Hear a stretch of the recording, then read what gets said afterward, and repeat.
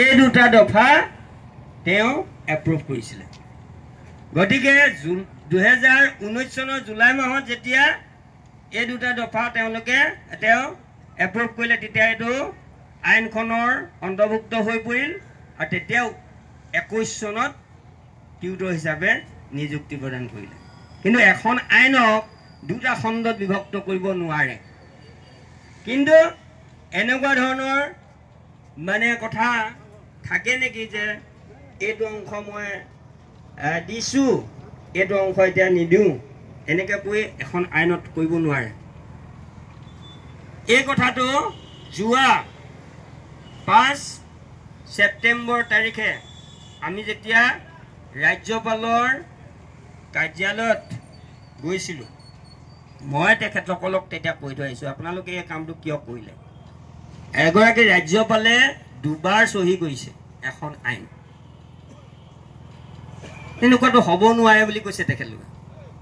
বাৰু যি কি নহওক, এনেকুৱা ধৰণৰ তাৰমানে আমাৰ মাজত আমাক এনেকুৱা ধৰণৰো আচলতে কিছুমান বিদ্ৰোহ কৰি থোৱা কাৰবাৰ আছে। যি কি নহওক 2019 চনত যেতিয়া ৰাজ্যপাল মহোদয়ে স্বাক্ষৰ প্ৰদান কৰিলে তেতিয়া আমাক 2021 চনত এই পোষ্টবিলাক টিউটৰ হিচাপে আৰু কোনোবা হয়তো টিচাৰ হিচাপে নিযুক্তি লাভ কৰিলে। কিন্তু LPME কোনো এজনেও টিচাৰ হিচাপে কোনেও মানে নিযুক্তি লাভ কৰা নাই।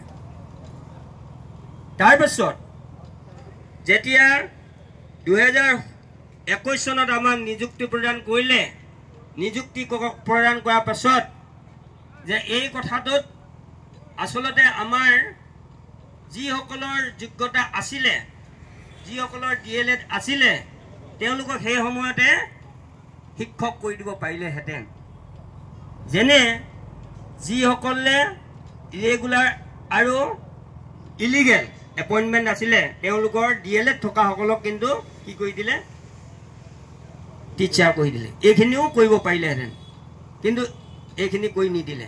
তাৰপাছত এতিয়া এই টেটৰ বাহানা দিলে বা অন্যান্য যিবিলাক কথা আহিলে, কথাবিলাকৰ কাৰণে লাহে লাহে তেওঁলোকে আৰু গভীৰ কৰি তুলিলে।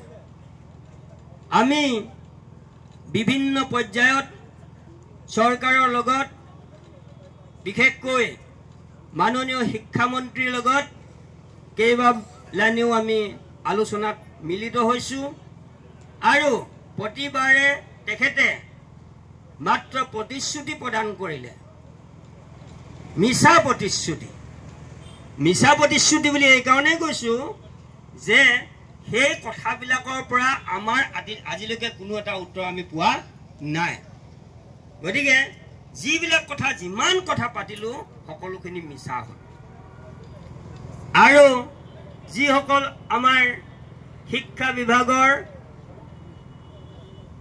ব্যুৰ'ক্ৰেটছ আছে, আমোলা আছে, সেই আমোলাসকলৰ লগতো আমি যিমান কথা পাতিলোঁ তাৰ পৰা আমাৰ কোনো উত্তৰ আজিলৈকে নোলালে।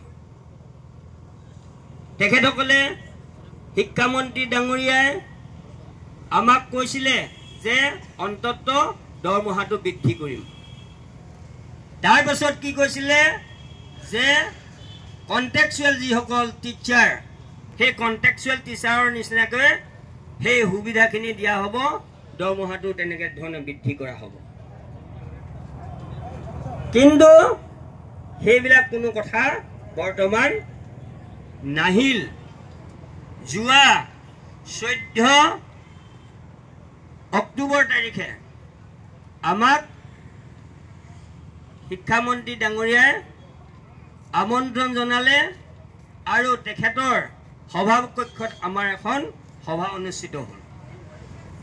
আৰু সেই সভাত তেখেতে ক'লে যে দৰমহা আৰু বৃদ্ধি কৰিব পৰা নাযায়।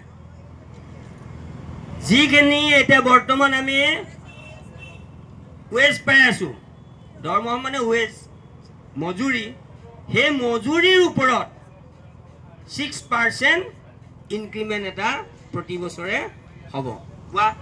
এতিয়া LPME ক্ষেত্ৰত কি হ'ল যে বৰ্তমান 12,000 টকা পাই আছে 12,000 যদি আমি 6% যদি ধৰো তেতিয়াহ'লে 720 টকা 720 টকাহে বাঢ়িব তেওঁ চক খাই গৈছে 720 টকা তেওঁ 720 টকা বুলি ভবা নাছিলে চাগে তেলে 720 টকাহে বাঢ়িব 720 টকা বাঢ়িলে 12,720 টকা তাৰ মানে প্ৰতি বছৰে 720 টকাকেহে বাঢ়ি গৈ থাকিব আৰু 5 বছৰ হলো কিন্তু 5,000 টকাও নেবাঢ়ে তেতিয়াহ'লে বৰ্তমান যিটো পৰিস্থিতি এই পৰিস্থিতিত আমাৰ এই পৰিয়ালসমূহে এই টিউটৰসকলে আৰু তেওঁলোকৰ সন্তানক কেনেকৈ শিক্ষা প্ৰদান কৰিব ইত্যাদি বিভিন্ন কথা আলোচনা কৰা হ'ল তেতিয়া এটা কথা কোৱা হ'ল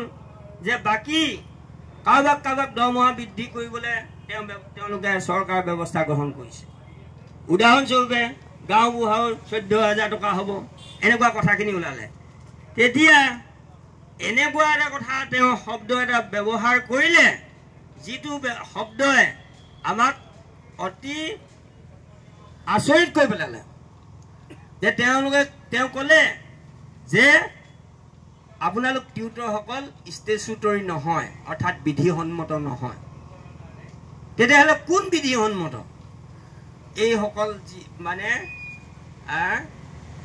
আশাকৰ্মী তাৰপিছত গাঁওবুঢ়া ইত্যাদি বিধিসন্মত আপোনালোক বিধিসন্মত নহয় ঠিক আছে তাত আৰু তৰ্কাতৰ্কি কৰিবলৈ মন নগ'ল পিছদিনাখন মই ৰাজ্যপালৰ অফিচলৈ ফোন কৰিলোঁ প্ৰিন্সিপাল ছেক্ৰেটাৰী ৰাজ্যপালৰ প্ৰিন্সিপাল ছেক্ৰেটাৰীলৈ ফোন কৰিলোঁ যে এখন যেতিয়া বিল আইনত পৰিণত হয় ৰাজ্যপালে যেতিয়া চহী কৰে তেতিয়া বিলখন আইনত পৰিণত হয় সেই আইনখনৰ যোগেদি এখিনি মানুহক নিযুক্তি প্ৰদান কৰা হৈছে টিউটৰসকলক নিযুক্তি প্ৰদান কৰা হৈছে তেওঁলোক বিধিসন্মত হয় নে নহয় তেতিয়া তেখেতে ক'লে কোৱা কিয় নহ'ব সেইটোতো কথা হ'ব নোৱাৰে মই বোলো কালি আমাৰ শিক্ষামন্ত্ৰী ডাঙৰীয়াৰ লগত আলোচনা কৰোঁতে তেখেতে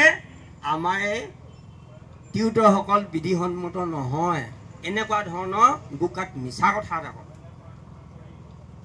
বুজিছেনে কথাটো এনেকুৱা ধৰণৰ এটা পৰিস্থিতি আমাৰ মাজত আহি পৰিছে মানে কেনেকৈ ঠগন দিব পৰা যায় কেনেকৈ মিছা কথাৰে মানে মানুহবিলাকক দমাই ৰাখিব পাৰি এই কথাটো তেওঁলোকে হয়তো চিন্তা কৰে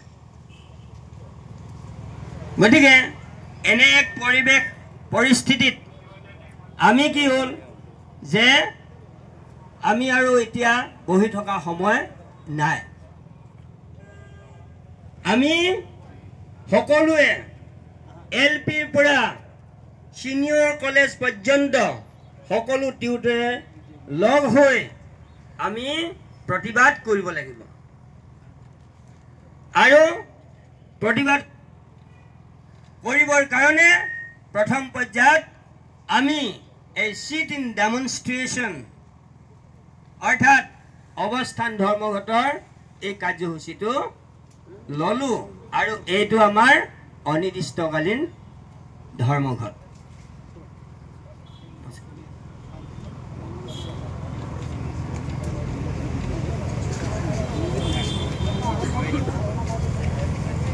এতিয়া গতিকে এই অনিৰ্দিষ্টকালীন যদি আমাৰ ধৰ্মঘট এই ধৰ্মঘটটোত আমি কেইটামান সকলোৱে উপযোগী হোৱাকৈ মানে সকলোৱে যাতে দুখ নাপায় সকলোকে সামৰি আমাৰ দাবীসমূহ বা অনুৰোধ ৰাজি আমি কিছু পৰিৱৰ্তন কৰি লৈছোঁ তাৰে প্ৰথমটো হৈছে সকলো প্ৰাদেশিকৃত টিউটৰক শিক্ষক পদলৈ উন্নীত কৰক upgrade all provincialized tutors to the post of teachers এই কথাটো আমাৰ তেনেধৰণে আমি প্ৰথম দাবীটো দিছোঁ। দ্বিতীয়টো দিয়া হৈছে উপযুক্ত বেতনেৰে নিয়মিত দৰমহাৰ ব্যৱস্থা নিশ্চিত কৰক। Ensure regular salary structure with appropriate pay scale. তাৰপিছত দিয়া হৈছে অৱসৰপ্ৰাপ্ত বা মৃত্যুবৰণ কৰা টিউটৰসকলক 10 লাখ টকাৰ এককালীন যিটো সাহায্য এক্স গ্ৰেচিয়া বুলি কোৱা হয়, সেই এক্স গ্ৰেচিয়া প্ৰদান কৰক বুলি কোৱা হৈছে। Provide ex gratia of an amounting to rupees 10 lakh to the retired and deceased tutors. তাৰপিছত শিক্ষক পদলৈ উন্নীতকৰণৰ পাছত প্ৰথমতে শিক্ষক পদলৈ উন্নীত কৰক, টিউটৰ পৰা শিক্ষক পদলৈ উন্নীতকৰণ কৰক বুলি কৈছোঁ। তাৰপিছত যিসকলে এতিয়াও কোনোবাই BEd কোনোবাই DLEd ইত্যাদি লোৱা নাই, ট্ৰেইনিং লোৱা নাই, তেওঁলোকক শিক্ষক পদলৈ উন্নীতকৰণ কৰাৰ পিছতহে সেই সেৱাকালীন প্ৰশিক্ষণৰ সুবিধা নিশ্চিত কৰক বুলি কৈছোঁ। Ensure in service training opportunities to the untrained tutors after upgradation. Upgradation কৰাৰ পিছতহে এইখিনি মানে প্ৰশিক্ষণৰ ব্যৱস্থা গ্ৰহণ কৰক বুলি কৈছোঁ। আৰু আমাৰ পেঞ্চন, জীৱন বীমা, স্বাস্থ্য বীমা আদিৰ দৰে যিবিলাক সামাজিক সুৰক্ষা আঁচনি আছে, সেই আঁচনিবিলাকৰ পৰা আমাৰ টিউটৰসকল বঞ্চিত।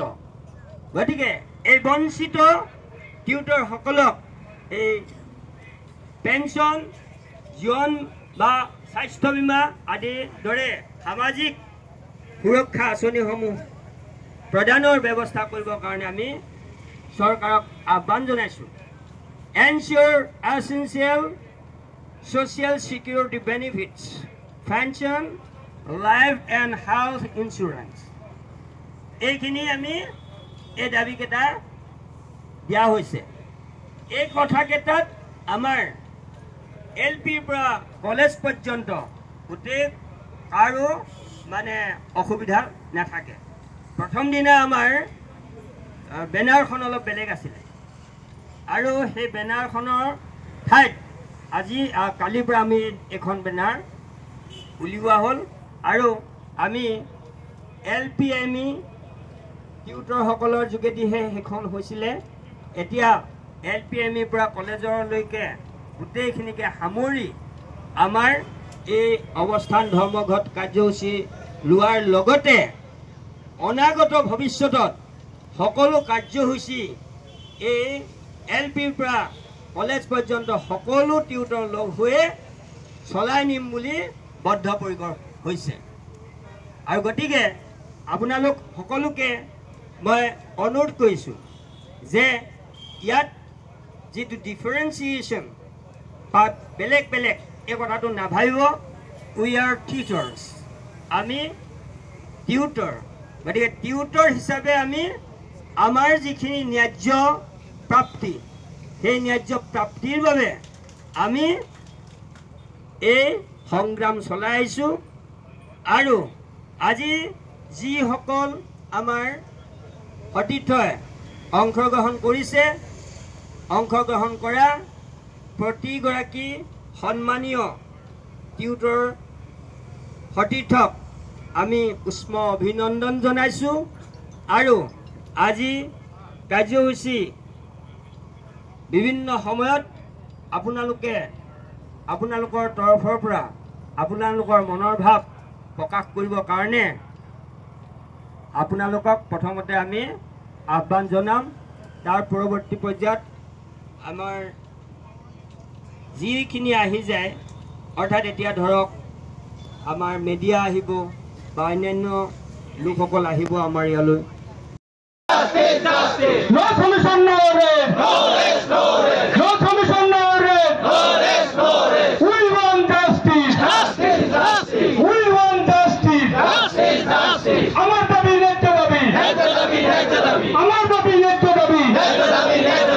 আমাক শিক্ষকৰ মৰ্যাদা প্ৰদান কৰক, আমাক শিক্ষকৰ মৰ্যাদা প্ৰদান কৰক।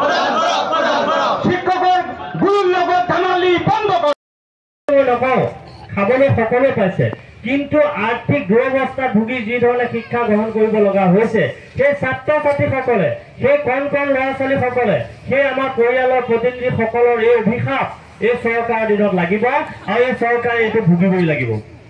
গতিকে আমি অসম চৰকাৰক অনুৰোধ জনাম যে আজি আমাৰ এই অৱস্থান ধৰ্মঘটস্থলীৰ পৰা আমি অনুৰোধ জনাব বিচাৰিছো যাতে মুখ্যমন্ত্ৰী ডাঙৰীয়া আমাৰ এই বিষয়টোৰ ওপৰত হস্তক্ষেপ কৰক।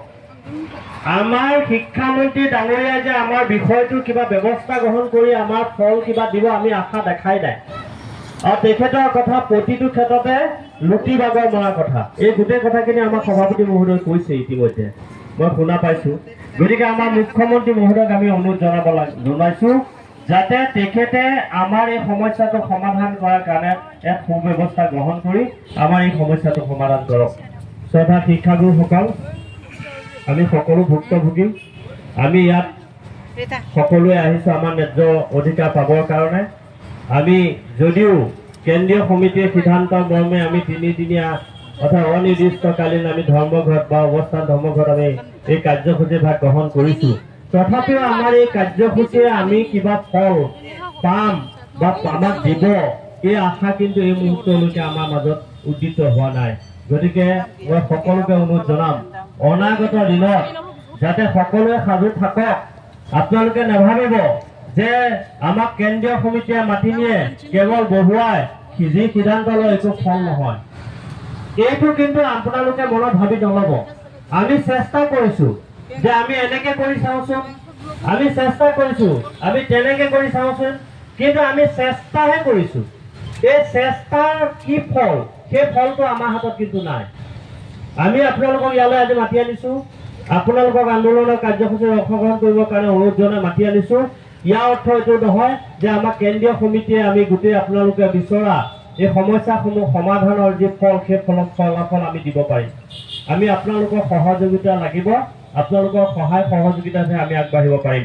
গতিকে আমি যদিও আমি নকওঁ, খাবলৈ সকলোৱে পাইছে, কিন্তু আৰ্থিক দুৰৱস্থাত ভুগি যি ধৰণে শিক্ষা গ্ৰহণ কৰিব লগা হৈছে, সেই ছাত্ৰ ছাত্ৰীসকলে, সেই কণ কণ ল'ৰা ছোৱালীসকলে, সেই আমাৰ পৰিয়ালৰ প্ৰতিনিধিসকলৰ এই অভিশাপ এই চৰকাৰৰ দিনত লাগিব আৰু এই চৰকাৰে এইটো ভুগিবই লাগিব।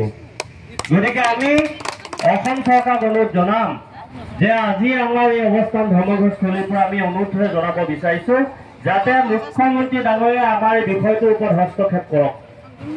আমাৰ শিক্ষামন্ত্ৰী ডাঙৰীয়াই যে আমাৰ বিষয়টোৰ কিবা ব্যৱস্থা গ্ৰহণ কৰি আমাৰ ফল কিবা দিব আমি আশা দেখাই নাই। আৰু তেখেতৰ কথা প্ৰতিটো ক্ষেত্ৰতে লুটি বাগৰ মৰা কথা, এই গোটেই কথাখিনি আমাৰ সভাপতি মহোদয় কৈছে ইতিমধ্যে, মই শুনা পাইছো। গতিকে আমাৰ মুখ্যমন্ত্ৰী মহোদয়ক আমি অনুৰোধ জনাইছো যাতে তেখেতে আমাৰ এই সমস্যাটো সমাধান কৰাৰ কাৰণে এক সুব্যৱস্থা গ্ৰহণ কৰি আমাৰ এই সমস্যাটো সমাধান কৰক। শ্ৰদ্ধা শিক্ষাগুৰুসকল, আমি সকলো ভুক্তভোগী, আমি ইয়াত সকলোৱে আহিছো আমাৰ ন্যায্য অধিকাৰ পাবৰ কাৰণে। আমি যদিও কেন্দ্ৰীয় সমিতিৰ সিদ্ধান্ত মৰ্মে আমি 3 দিনীয়া অৰ্থাৎ অনিৰ্দিষ্টকালীন আমি ধৰ্মঘট বা অৱস্থান ধৰ্মঘট আমি এই কাৰ্যসূচী ভাগ গ্ৰহণ কৰিছো, তথাপিও আমাৰ এই কাৰ্যসূচীৰে আমি কিবা ফল পাম বা আমাক দিব এই আশা কিন্তু এই মুহূৰ্তলৈকে আমাৰ মাজত উদ্দিত হোৱা নাই। গতিকে মই সকলোকে অনুৰোধ জনাম অনাগত দিনত যাতে সকলোৱে সাজু থাকক। আপোনালোকে নাভাবিব যে আমাক কেন্দ্ৰীয় সমিতিয়ে মাতি নিয়ে কেৱল বহুৱাই যি সিদ্ধান্ত লয় একো ফল নহয়, এইটো কিন্তু আপোনালোকে মনত ভাবি নলব। আমি চেষ্টা কৰিছো যে আমি এনেকে কৰি চাওঁচোন, আমি চেষ্টা কৰিছো আমি তেনেকে কৰি চাওঁচোন, কিন্তু আমি চেষ্টাহে কৰিছো। এই চেষ্টাৰ কি ফল, সেই ফলটো আমাৰ হাতত কিন্তু নাই। আমি আপোনালোকক ইয়ালৈ আজি মাতি আনিছো, আপোনালোকক আন্দোলনৰ কাৰ্যসূচীত অংশগ্ৰহণ কৰিবৰ কাৰণে অনুৰোধ জনাই মাতি আনিছো। ইয়াৰ অৰ্থ এইটো নহয় যে আমাক কেন্দ্ৰীয় সমিতিয়ে আমি গোটেই আপোনালোকে বিচৰা এই সমস্যাসমূহ সমাধানৰ যি ফল সেই ফলাফল আমি দিব পাৰিম।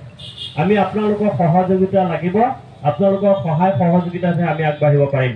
গতিকে আমি যদিও আমি আলোচনা কৰোঁতে বিভিন্ন ধৰণৰ আপোনাৰ এই অমুকক 5,000 টকা বহুৱাব পাৰে, তমুকক 4,000 টকা বহুৱাব পাৰে, মানে অংগনবাদী এই গাঁও বুঢ়া ইত্যাদি এইবিলাকক বহুৱা কথাখিনি গোটেইখিনি ওলাই গ'ল আৰু। কিন্তু আমাক কিয় বঢ়াব নোৱাৰে?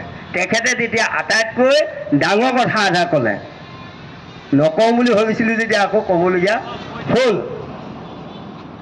এতিয়া ক'লে সেইবিলাক হৈছে ষ্টেচুটৰী পোষ্ট। আপোনালোক ষ্টেচুটৰী পোষ্ট নহয়, অৰ্থাৎ আমি বিধিসন্মত পোষ্টৰ মানুহ নহয়, পদৰ মানুহ নহয়। তেওঁলোক কিন্তু বিধিসন্মত পোষ্টৰ মানুহ। এনেকুৱা আশা কথা কয়। এখন আইনে আমাক এপইণ্টমেণ্ট দিছে আইনৰ যোগেদি, য'ত ৰাজ্যপালে চহী কৰিছে, আইনত পৰিণত হৈছে বিলখন। তাৰপাছত আমাক কয় ষ্টেচুটৰী নহয়। পিছদিনাখন গতিকে মই ৰাজ্যপালৰ কাৰ্যালয়লৈ ফোন কৰিলোঁ। ৰাজ্যপালৰ মানে প্ৰিন্সিপাল ছেক্ৰেটৰী ভৌমিক বুলি কয়, IAS অফিচাৰ ভৌমিক মানে ডাঙৰীয়ালৈ মই ফোন কৰিলোঁ যে প্ৰথমতে চিনি পোৱা নাছিলে বাৰু। তাৰপিছত মই বোলো অমুকো আপুনি তেতিয়া অসমীয়াত পাতিছোঁ, তাৰ আগত ইংলিছতে পাতি আছিলোঁ। তেওঁ আপুনি বুলি তেওঁ অসমীয়াত পাতিলে, তেওঁ আমি অসমীয়াতে পাতিলোঁ। তেতিয়া কৈছে চিনি পালোঁ আপোনাক, কওকচোন। বোলো এনেকুৱা No commission, no arrest. No arrest, no arrest. No commission, no arrest. No arrest, no arrest. We want justice. Justice, justice. We want justice. Justice, justice. Amar dabi, netto dabi. Netto dabi, netto dabi. Amar dabi, netto dabi. Netto dabi, netto dabi. Amar শিক্ষকৰ netto dabi প্ৰদান কৰক, প্ৰদান কৰক, প্ৰদান কৰক, প্ৰদান কৰক। শিক্ষকৰ গুৰুৰ লগত ধানালি বন্ধ কৰক। জিন্দাবাদ। শিক্ষক ঐক্য জিন্দাবাদ। জিন্দাবাদ, জিন্দাবাদ। শিক্ষক ঐক্য জিন্দাবাদ। জিন্দাবাদ, জিন্দাবাদ। We want justice. Justice, justice. We want justice. Justice, justice. We want justice. Justice, justice. No justice, no rest. No rest, no rest. No justice, no rest. No rest, no rest. No justice, no rest. No rest, no rest. Sardar, কেন্দ্ৰীয় আমি ইয়াতে প্ৰাথমিক বিদ্যালয়ৰ পৰা degree কলেজলৈ বহুত মানুহ আমি ইয়াতে সমবেত হৈছো। এনেকুৱা ধৰণৰ আন্দোলন আমি কৰি আছো, কিন্তু কিয় এইখন চৰকাৰে গুৰুত্ব দিয়া নাই? আমি কি উন্নত কৰা নাই? আমি ইমান উন্নতি কৰি আছো, তথাপি আমাক কিয় জীয়াই জীয়াই মৰা হৈছে? আমাক কিয় এনেকুৱা ধৰণৰ তিল তিলকে ভাতে মৰা হৈছে? ভাতে মৰা আইনটো প্ৰস্তুত কৰি কিয় আমাক এনেকুৱা ধৰণৰ শাস্তি দিয়া হৈছে? গতিকে আমি ইয়াৰ পৰা আমি মাননীয় মুখ্যমন্ত্ৰী মহোদয় আৰু মাননীয় মুখ্যমন্ত্ৰী মহোদয়ৰ চৰকাৰক অনুৰোধ কৰিব খুজিছো, এতিয়াও সময় আছে, নিৰ্বাচন আহি আছে। নিৰ্বাচনৰ আগত আপোনালোকে সংশোধন কৰক, সংশোধন হৈ আমাক যিখন আমাৰ মৰ্যাদা, সেই মৰ্যাদা দান কৰক। শিক্ষক হিচাপে আমাক মৰ্যাদাটো দিয়ক, আমাক সমাহাৰত দৰমহা দিয়ক। আমাৰ যিটো প্ৰাপ্তি, সেই প্ৰাপ্তিখিনিৰ পৰা আমাক বঞ্চিত নকৰিব। আমাৰ যিটো প্ৰাপ্য, সেই প্ৰাপ্যখিনি আপুনি আদায় কৰি দিয়ক। নহ'লে আমাৰ ছাৰসকলে কৈ গৈছে, আমিও এইখন আন্দোলনৰ জৰিয়তে, অৱস্থান ধৰ্মঘটৰ জৰিয়তে আমি ক'ব খোজো, যদি ২৬ৰ নিৰ্বাচন আহিছে, আমি যদি ইয়াৰ কোনো ভাল ফলাফল নাপাওঁ, তেনেহ'লে আমি কিন্তু ২৬ত আমিও কিন্তু বিপৰীত হ'বৰ কাৰণে বাধ্য হ'ম। We want justice. We want justice. আমার সমমর্যাদা প্রদান করো। আমার সমমর্যাদা প্রদান করো। শিক্ষকের মাজত বিভাজিত নচলিব। শিক্ষকের মাজত বিভাজন হোৱা নচলিব। সমমর্যাদা আমার লাগিবই। সমমর্যাদা আমার লাগিবই। No disalludes. No disalludes. We want justice. We want justice. We want justice. আমার সমমর্যাদা প্রদান করো। আমার সমমর্যাদা প্রদান করো। আমার 10 লাখ টাকার গ্র্যাচুইটি প্রদান করো। মাননীয় মুখ্যমন্ত্রী মহোদয়, আপনি আমাক প্রতিশ্রুতি দিয়া 10 লাখ টাকার গ্র্যাচুইটি প্রদান করো। আপনার হালপার আপনি বসাই রাখো। 10 লাখ টাকার গ্র্যাচুইটি প্রদান করো। টিউটর হিসাবত আমরা অসন্মান নকরিব। আমার শিক্ষকের মর্যাদা প্রদান করো। আমি শিক্ষকের মর্যাদা বিচাৰো। অসমৰ উন্নতিৰ কাৰণে আমি চেষ্টা কৰি আছো আমি অসমৰ মৰ্যাদা বিচাৰো গতিকে আমাৰ মাননীয় মুখ্যমন্ত্ৰী মহোদয়ৰ চৰকাৰ মাননীয় মুখ্যমন্ত্ৰী মহোদয়ৰ কেবিনেট পৰ্যায়ৰ মাননীয় মুখ্যমন্ত্ৰী আৰু মুখ্যমন্ত্ৰী মহোদয়ৰ কেবিনেট মন্ত্ৰীসকল আছে এমএলএ সকল আছে তেখেতসকলক এইখন মঞ্চৰ জৰিয়তে আমি সকীয়াই দিব খুজিছো আপোনালোকে সোনকালে আপোনালোকৰ যিখিনি কৰ্তব্য সেই কৰ্তব্যখিনি আপোনালোকে পালন কৰি যাওক শিক্ষক হিচাপে যিটো দায়িত্ব আমাৰ যিটো দায়িত্ব সেই দায়িত্বটো পালন কৰি যাবৰ কাৰণে আমাক সুবিধা দিয়ক গতিকে we want justice সমতাৰ সমমৰ্যাদা প্ৰদান কৰক সমতাৰ সমমৰ্যাদা প্ৰদান কৰক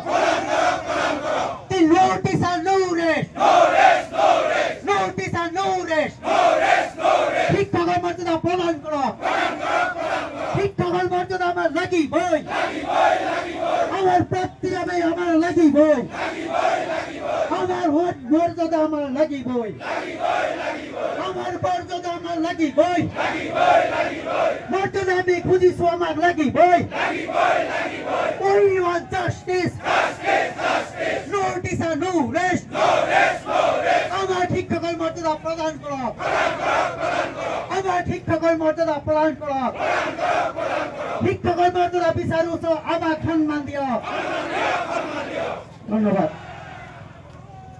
মাননীয়